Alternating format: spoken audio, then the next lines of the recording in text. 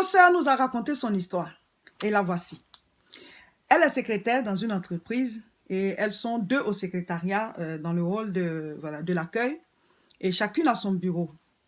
Et elle dit qu'un jour, sa collègue est venue au travail et bizarrement, elle est venue déposer son sac à main sous la table de celle-ci, notre sœur là. Voilà, sa collègue est venue déposer son sac à main sous sa table.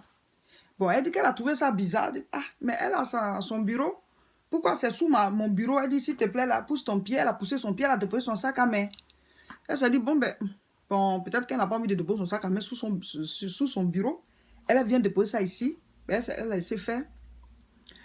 Deuxième jour, elle est venue faire pareil. Ah, s'il te plaît, pousse ton pied. Elle a déposé son sac à main. Et puis, elle s'en va s'asseoir, elle travaille. Et troisième jour encore, elle est venue déposer son sac à main. Ah! Et bien, à partir du quatrième jour, elle ne l'a plus fait.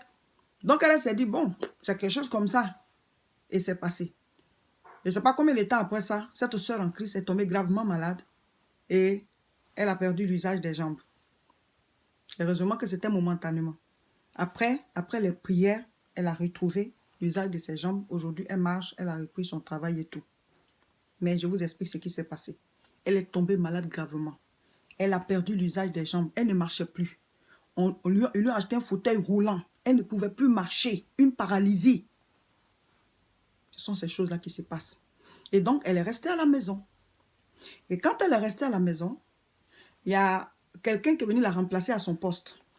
Et pendant qu'elles étaient là, elles sont devenues amies, les deux secrétaires, et en causant, l'autre a expliqué à celle-ci que c'est elle qui a attaqué celle qui est partie parce qu'elle ne lui plaisait pas, elle voulait plus la voir comme secrétaire, c'est toujours elle que le patron appelle, c'est toujours elle que le patron appelle. Donc celle-ci a cherché son numéro et elle l'a appelé pour dire, ah, moi aussi je suis chrétienne. Ta collègue là, je suis venue te remplacer, voici ce qu'elle a dit. Il ne faut jamais dire que c'est moi qui t'ai dit. Hein. Mais voilà. Que moi, je ne sais pas si ce qu'elle a dit est vrai. Mais elle m'a dit qu'elle allait consulter un devin, un féticheur, pour pouvoir t'attaquer. Le féticheur lui a donné un gris-gris. Et elle devait déposer ce gris-gris sous ta table pendant 3 jours successifs. Mais elle a demandé au féticheur, mais moi, je ne peux pas comme ça déposer un gris-gris sous sa table. Et le féticheur lui a dit, mets-le dans ton sac à main et arrange-toi à déposer ton sac à main sous sa table. Là où il y a ses pieds là. Vous voyez? Donc pendant 3 jours, ça a été fait. Et donc quand celle-ci lui a dit, elle dit, je ne sais pas si ça s'est passé une fois, mais c'est ce qu'elle m'a dit. Et c'est maintenant que la soeur l'a dit, ah mais c'est vrai. Pendant 3 jours, il y a un temps où elle a déposé son sac à main sous ma table. Elle dit, ah c'est que c'est vrai parce que moi je n'étais pas là, c'est que c'est elle qui me l'a dit. Et c'est maintenant que celle-ci se rend compte que sa maladie n'est pas simple. Elle a demandé les prières aux hommes de Dieu. Et après les prières, effectivement, elle s'est relevée, elle a commencé à marcher. Vous savez, les médecins soignent, mais c'est Dieu qui guérit. C'est Dieu qui guérit. 2 personnes peuvent avoir la même pathologie, ils vont prendre le même traitement. Il y a une qui peut guérir, l'autre peut mourir. Parce que c'est Dieu qui guérit. Donc, si vous avez des situations difficiles, pendant que vous prenez des traitements, il faut aussi le traitement spirituel. Parce que l'homme, il est physique et puis il est esprit. Quelqu'un peut te voir, tu es en bonne santé, mais spirituellement, il peut t'envoyer une maladie. La maladie va commencer dans le spirituel, physiquement, ça va t'atteindre. C'est dans ce monde-là qu'on est. Quand Dieu l'a créé Adam, là, il a pris la poussière, il a fait le corps. Il a soufflé dans ses narines, un souffle, et l'homme est devenu vivant. Donc ça veut dire quoi? Le physique, c'est parce qu'il y a un souffle en nous, il y a un esprit en nous, c'est pourquoi nous vivons. Donc les gens, ils peuvent spirituellement t'attaquer et ça agit dans le physique. Et donc nous aussi, par la prière, nous pouvons débloquer ça et physiquement, tu seras libéré. C'est pour ça que Jésus a dit, ce que vous allez lier sur la terre sera lié dans les cieux. Ça veut dire que physiquement, quand tu es en train de lier, là, spirituellement, ça sera lié. Quand tu vas délier, ça sera délié aussi dans le monde spirituel. Donc c'est vous, vous avez l'autorité, vous ne la manifestez pas. Maintenant, quelle erreur cette sœur en Christ a-t-elle commise? Vous savez, comme j'ai lu le premier passage là, 1 Pierre 5, verset 8, je vais relire. Soyez sobres, veillez. Votre adversaire, le diable, rôde comme un lion rugissant, cherchant qui il dévorera. Quand on dit le diable rôde, ce n'est pas que tu vas voir le diable comme ça. Quand Adam et Ève ont été attaqués par Satan, là, est-ce que c'est Satan lui-même qui est venu? Il est passé par le serpent. Satan va rentrer en quelqu'un pour venir t'attaquer. C'est pour ça qu'il dit que notre adversaire, c'est le diable. Mais Dieu ne veut pas qu'on s'attaque à l'être humain qui est là. C'est l'esprit qui est dans l'être humain qui vient t'attaquer là. C'est lui le diable, c'est lui le démon, c'est lui le Satan. C'est comme ça que ça se passe. Donc l'erreur que notre soeur a commise, c'est qu'elle n'est pas vigilante. Tout le monde n'est pas gentil. Quand on vous en parle, vous croyez que oui, on voit la fatalité. Mais autour de nous, il y a une guerre en permanence. Voilà que toi, on t'a paralysé. Si ce n'est pas que tu es tombé sur des hommes de Dieu, pour prier pour que tu te relèves là. Toi, c'est fini pour toi, tu seras paralysé à vie. C'est ça le problème. On vous arrache des choses, on vous attaque. Et vous ne savez pas qu'il faut rester en prière en permanence. Elle, ses erreurs, c'est quoi? C'est qu'elle est gentille. Quelqu'un vient de poser son sac à main sous ta table. Elle a sa table, elle a son bureau. Dieu n'est pas gentil, je répète, Dieu est bon. Tu dois dire, mais ma chérie, premier jour, bon, on peut dire, bon, tu peux te dire, peut-être il y a un problème, mais déjà, mais là, il faut poser la question. Ah, mais pourquoi tu mets ton sac à main sous ma table? Et chez toi, c'est pas être méchant, c'est être vigilant. Elle a une table, pourquoi elle ne met pas son sac à main là-bas? Non, tu laisses. Deuxième jour, tu laisses. Troisième jour, tu laisses.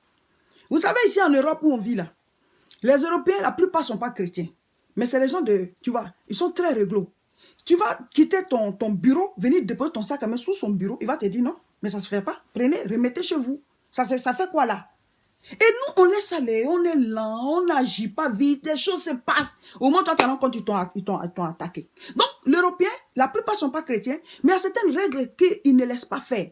Tu ne peux pas laisser quelqu'un venir déposer son sac à main sous ta table pendant qu'elle a une table. Si elle n'en a pas, tu peux dire, bon, ok, mais là, mais pas sur 3 jours. Aujourd'hui, je t'ai aidé, mais demain, tu cherches une autre solution. Ce n'est pas être méchant, c'est être vigilant. Dieu n'est pas gentil, Dieu est bon. Je ne vous dis pas d'être méchant envers les gens. Mais la Bible dit quoi? D'être prudent. Quand tu dois faire quelque chose, il faut toujours interroger Dieu. L'autre erreur, c'est que c'est une sœur qui ne prie pas. Si elle priait, Dieu allait lui dire le deuxième jour, n'accepte pas le sac. Parce qu'on peut te prendre au dépourvu la première fois. Mais sur 3 jours, c'est que toi-même, tu es en train de dormir. Si elle arrivait à la maison, elle avait prié, là, le Seigneur allait lui parler pour dire, ta collègue, là, ne laisse plus son sac à main sous ta table. Troisième erreur, c'est que c'est quelqu'un qui ne prie pas sur son bureau. Vous arrivez au travail, toute la nuit, vous ne savez pas ce que les gens ils ont fait là-bas. Souvent, quand vous sortez du bureau, il y en a qui restent là-bas, ils font des choses, ils versent des trucs, ils font des incantations. Et d'autres aussi, quand ils arrivent au bureau le matin, ils disent des choses. Toi, tu t'assois au bureau, tu ne pries pas. Si elle avait prié sur son bureau, là, ce gris-gris dans ce sac à main, là, dans ce sac à main, ça n'allait pas agir jusqu'à te paralyser. C'est que toi-même, là, il y a une porte qui est ouverte sur ta vie. Vous ne priez pas. Vous ne savez pas que vous êtes en guerre en permanence. C'est ça le problème. Cette vidéo, c'est pour vous dire, nous sommes dans un monde qui est spirituel et physique. Vous ne devez pas accuser tout le monde. Vous ne devez pas soupçonner le mal, mais vous devez être vigilant. Vous devez être prudent.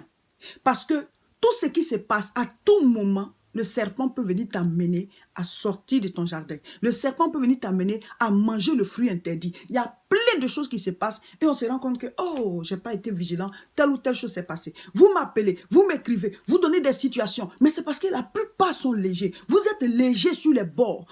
Matthieu chapitre 16. Vous lisez à partir du verset 18 et 19. Le Seigneur dit, tu es Pierre, sur toi je bâtirai mon église, et les portes du séjour des morts ne prévaudront point contre elle. Je te donnerai les clés du royaume des cieux. Tout ce que tu lieras sur la terre sera lié dans les cieux. Tout ce que tu délieras sera délié. La puissance du nom de Jésus est une puissance suprême. C'est valable dans les cieux, sur la terre, sous la terre. Parce que Jésus a vaincu dans les cieux, il a vaincu sur la terre, il a vaincu sous la terre, il est revenu sur la terre, il est monté dans les cieux. Donc, quelle que soit la puissance qui est derrière toi, qui te poursuit, qui t'en veut, le nom de Jésus est au-dessus. Mais vous devez avoir une vie de prière. Vous devez avoir une vie de méditation afin de connaître la parole, parce que c'est la parole qui est l'épée. Vous devez avoir une vie de combat spirituel. Vous devez avoir des temps de jeûne et prière pour que le Seigneur puisse vous donner le discernement, pour qu'il puisse vous donner la vigilance. On ne doit pas accuser tout le monde. Mais comme tout vient dans un paquet, on ne sait pas qu'est-ce qui est quoi. Donc, quand tu as le Saint-Esprit, il te dit, ici, fais attention. À tel niveau, fais attention. L'autre côté, tu peux laisser aller. Tu peux laisser passer. Ça, là, non. Ça, c'est... Parce que c'est Dieu qui sait tout. Donc, c'est pour ça qu'il faut des hommes et des femmes de prière. Des hommes et des femmes spirituels chrétiens. Ne laisse pas la prière et puis tu vis une vie normale parce qu'on n'est pas dans un monde normal. Le monde n'est pas normal du tout. Tous les jours, il y a des maladies qui attaquent les gens. Tous les jours, il y a des attaques diaboliques. Tous les jours, il y a des accidents. Tous les jours, les gens meurent. Donc, le monde là dans lequel on est n'est pas juste normal. Nous sommes dans un monde spirituel et physique. Voilà, je suis pasteur C.K. Olga à l'église évangélique La Moisson de France. Nous faisons des cultes à Tourcoing. L'adresse est 48 rue Saint-Omer, 59 200. Tous les dimanches à partir de 10 h jusqu'à 13 h. Nous avons aussi des retraites spirituelles. La retraite spirituelle de fin d'année, c'est 3 jours, 29, 30 et 31. Voilà, ce sera merveilleux. Samedi, dimanche et lundi. Lundi, c'est une veillée jusqu'au matin.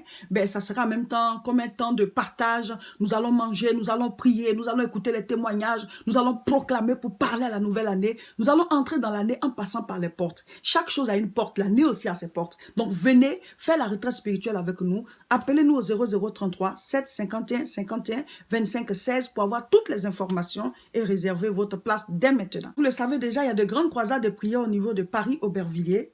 L'adresse est 29 rue Sadi Carnot, 93 300. Et la prochaine croisade, c'est pour le samedi 8 décembre. Oui, samedi 8 décembre, la croisade aura bel et bien lieu à Aubervilliers à partir de 14 h 30. Mon frère, ma soeur, Dieu va te bénir.